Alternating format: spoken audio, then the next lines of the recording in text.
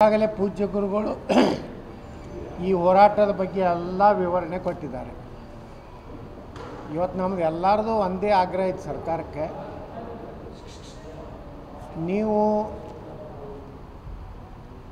ಕರೆದು ಮಾತಾಡುವಂಥದ್ದನ್ನು ಮಾಡದೆ ಎಲ್ಲ ಪೊಲೀಸ್ ಸ್ಟೇಷನ್ಗಳಿಗೆ ಸ್ಟ್ರಿಕ್ಟ್ಲಿ ನೀವು ಯಾವುದೇ ಒಂದು ಟ್ಯಾಕ್ಟ್ರಿ ಬಿಡಬಾರ್ದು, ಯಾರೂ ಜನ ಬರಬಾರ್ದು ಅಂತ ಹೇಳಿ ಈ ಸಲ ಸುಮಾರು 6,500 ಪೊಲೀಸರನ್ನ ನಿಯೋಜನೆ ಮಾಡಿದ್ದಾರೆ. ಸಿದ್ದರಾಮಯ್ಯನವ್ರಿಗೆ ನಾವು ಇಷ್ಟೇ ಹೇಳಿಕ್ಕೆ ಬಯಸ್ತಾ ಇದ್ದೀವಿ, ಈ ಹೋರಾಟ ಆಗಬಾರ್ದು, ಯಾವುದೇ ಅನಾಹುತ ಆಗಬಾರ್ದಂದರೆ ತಾವೇ ಮನೆ ನ್ಯಾಯವಾದಿಗಳು ಏನು ಕರೆದಂಥ ಸಭೆಯಲ್ಲಿ ಹೇಳಿದ್ದೀರಿ, ನಾವು ಒಂದು ಮನಸ್ಸು ಮಾಡಿಬಿಟ್ರೆ 15 ನಿಮಿಷದಲ್ಲಿ ಹಿಂದುಳಿದ ಆಯೋಗದಿಂದ ವರದಿ ತರಿಸ್ಕೊಳ್ಬಹುದು ಅಂತ ಹೇಳಿದ್ದೀರಿ. ಅದೇ ರೀತಿ ನೀವು ಅಧಿವೇಶನ ಪ್ರಾರಂಭ ಆಗೋಕ್ಕಿಂತ ಮುಂಚೆನೇ ನೀವು ವರದಿ ತರಿಸ್ಕೊಂಡು ಯಾವ ಇದರಲ್ಲಿ ಕೊಡಲಿಕ್ಕೆ ಆಗ್ತೈತೆ ಅನ್ನೋವಂಥದ್ದು ಸ್ಪಷ್ಟವಾದಂಥ ಒಂದು ನಿರ್ಣಯ ತಗೊಂಡು ಅದನ್ನು ಗೆಜೆಟ್ ಮಾಡಿ ಕೊಟ್ಬಿಟ್ರೆ ಈ ಹೋರಾಟ ಮಾಡುವಂಥ ಅವಶ್ಯಕತೆ ಬೀಳೋದಿಲ್ಲ. ಆದರೆ ಕೊಡೇಬಾರ್ದು ಅಂತ ನಿಮ್ಮ ಮನಸ್ಸಿನಾಗಿದ್ದರೆ, ನಿಮಗೇನೋ ಒಂದು ರೀತಿ ಈ ಸಮುದಾಯಗಳಿಗೆ ನ್ಯಾಯ ಕೊಡಬಾರ್ದತ್ತಿದ್ದರೆ ಹೋರಾಟ ಅನಿವಾರ್ಯ. ಯಾಕಂದ್ರೆ ನಮ್ಮ ಗುರುಗಳು ಪಾದಯಾತ್ರೆ ಮೂಲಕ ಜಾಗೃತಿ ಮಾಡಿದ್ರು. ನಮ್ಮ ಸರ್ಕಾರ ಇದ್ದಾಗ ನಾವು ಸರ್ಕಾರವನ್ನು ಪ್ರತಿ ಹಂತದಲ್ಲಿ ನಾವು ಬಿ ಜೆ ಪಿಯವರು ಇದ್ದರೂ ಸಹಿತ ಬೆಂಬಲ ಕೊಟ್ಟಿದ್ದೀವಿ. ಅದೇ ರೀತಿ ಸಿ ಪಾಟೀಲರು ಒಬ್ಬ ಸಚಿವರಾಗಿ ಅವರು ಸಹ ಎಲ್ಲ ತನುಮಾನದಿಂದ ಅವರು ಸಹಕಾರ ಮಾಡಿದ್ರು. ಬಹುತೇಕ ನಮ್ಮ ಬಿ ಜೆ ಪಿ ಶಾಸಕರು ಎಲ್ಲರೂ ಸಹಕಾರ ಮಾಡಿದ್ರು. ಅವಾಗ ಏನು ಕಾಂಗ್ರೆಸ್ಸಿನವರು ಮಾಜಿ ಶಾಸಕರುಗಳು ಮಾತಾಡ್ತಾಯಿದ್ರು, ಆ ಒಂದು ಟ್ಯೂನೇ ಇಲ್ಲ. ಈಗ ಅವ್ರಿಗೆ ಮುಜುಗರ ಆಗ್ತದೆ, ಹೀಗೆಲ್ಲ ಮಾಡಬಾರ್ದು ಗುರುಗಳು ಅಂತೇಳಿ ಈಗ ಹಿತವಚನ ಹೇಳಕ್ಕೆ ಪ್ರಾರಂಭ ಮಾಡ್ಯಾರ. ಅವರೇ ಪ್ರವಚನ ಹೇಳಕ್ಕೆ ಚಾಲು ಮಾಡ್ಯಾರಿ ಗುರುಗಳು ಬದಲಿ.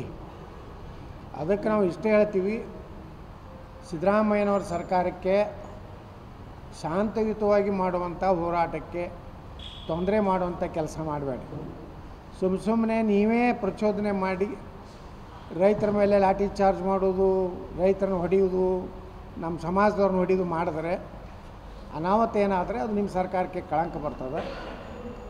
ಅದನ್ನು ಬಿಟ್ಟು ಸಂಧಾನ ಮಾತುಕತೆಯನ್ನು ನಮ್ಮ ಗುರುಗಳನ್ನ ಕರೀರಿ. ನಮ್ಮನ್ನ ಯಾರೂ ಕರಿಬಾರದು ಮನಸ್ಸಿಲ್ಲಲ್ಲ, ಬಿಡ್ರಿ. ನೀವು ನಿಮ್ಮ ಪಕ್ಷದ ಶಾಸಕರನ್ನೇ ಕೂತ್ಕೊಂಡು ಸಭೆ ಮಾಡಿರಿ, ನಮ್ಮದೇನು ತಕರಾರಿಲ್ಲ. ನಮ್ಮ ಸಮಾಜಕ್ಕೆ ಬೇಕಾಗಿದ್ದು ಮೀಸಲಾತಿ ಅಷ್ಟೇ.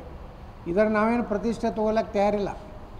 ನಮ್ಮ ಸಮಾಜಕ್ಕೆ ಒಳ್ಳೇದಾಗ್ತದಪ್ಪ, ಸಿದ್ದರಾಮಯ್ಯನವ್ರನ್ನ ನಾವು ಮನವೊಲಿಸ್ತೀವತ್ತು ಕಾಂಗ್ರೆಸ್ ಶಾಸಕರೇ ಅವರೇ ಕರ್ಕೊಂಡು ಹೋಗಿ ಅವ್ರ ಮಾತುಕತೆ ಮಾಡಿ ನಮ್ಮ ಕೈಯಾಗ ಗೆಜೆಟ್ ನೋಟಿಫಿಕೇಷನ್ ಕೊಟ್ಟರೆ ಮುಗಿದೋಯ್ತು.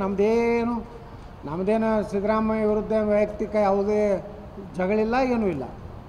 ಅದನ್ನು ಮಾಡೋದು ಬಿಟ್ಟು ಸಿದ್ದರಾಮಯ್ಯನವ್ರಿಗೂ ಸಹಿತ ಹಾದಿ ತಪ್ಪಿಸುವಂಥ ಕೆಲಸ ನೀವು ಮಾಡಬೇಡಿ.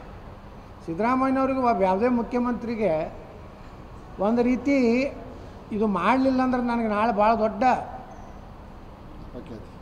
ಅಪಖ್ಯಾತಿ ಆಗ್ತೈತೆ ಅನ್ನೋವಂಥದ್ದು ಮೊದಲು ಮುಖ್ಯಮಂತ್ರಿ ಆದವ್ರು ತಿಳ್ಕೊಬೇಕು. ಯಾರೋ ಹಿಂದೆ ಸುತ್ತಮುತ್ತಲಿದ್ದವ್ರು 4 ಮಂದಿ ಹೇಳ್ತಾ ಇರ್ತಾವ್ರು ಮಾತು ಕೇಳ್ಕೊತ ಹೋದರೆ ಕೊನೆಗೆ ಮುಖ್ಯಮಂತ್ರಿಗಳೇ ಅದಕ್ಕೆ ಜವಾಬ್ದಾರಿ ಆಗ್ತಾರೆ. ಆ ಅಪಖ್ಯಾತಿಗೆ ಒಳಗಾಗಬೇಡ್ರಿ.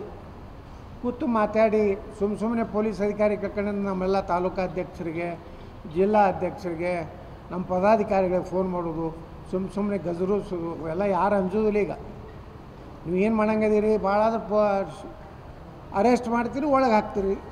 ಈ ದೇಶನಾಗ ಕಾನೂನು ಮತ್ತು ನ್ಯಾಯಾಂಗ ಒಂದು ಐತಲ್ಲ, ನೀವು ಅರೆಸ್ಟ್ ಮಾಡಿದ ಒಂದು ತಾಸನಾಗ ಹೊರಗೆ ಬರೋದಾದ್ರೆ ಎಲ್ಲ ವ್ಯವಸ್ಥೆ ನಮ್ಮ ವಕೀಲರಿಗಾಗಲೇ ಮಾಡಿಬಿಟ್ಟಾರ. ಆದ್ರೆ ಅದನ್ನೇ ನೀವು ಇಟ್ಕೊಂಡು ಏನಾದರೂ ಹುಚ್ಚು ಸಾಹಸಕ್ಕೆ ಬಿದ್ದು ಏನಾದ್ರು ಮಾಡಿದ್ರೆ ಭಾಳ ದೊಡ್ಡ ಅಪಖ್ಯಾತಿ ಆಗ್ತದೆ. ಅದಕ್ಕೆ ನಾನು ಮುಖ್ಯಮಂತ್ರಿಗಳಿಗೆ ವೈಯಕ್ತಿಕವಾಗಿ ನಾನು ವಿನಂತಿ ಮಾಡ್ಕೋತೀನಿ, ದಯವಿಟ್ಟು ನೀವು ಯಾರ್ದೋ ಮಾತು ಕೇಳಿ ಯಾರಿಗೋ ಅದು ಕ್ರೆಡಿಟ್ ಅನ್ನೋವಂಥದ್ದು ಏನು ಬೇಕಾಗಿಲ್ಲ, ನನಗೂ ಬೇಕಾಗಿಲ್ಲ, ನಮ್ಮ ಬಿ ಜೆ ಪಿ ರಾಜ್ಯಸಭಾ ಸದಸ್ಯರಿಗೂ ಬೇಕಾಗಿಲ್ಲ, ಏನಿಲ್ಲ.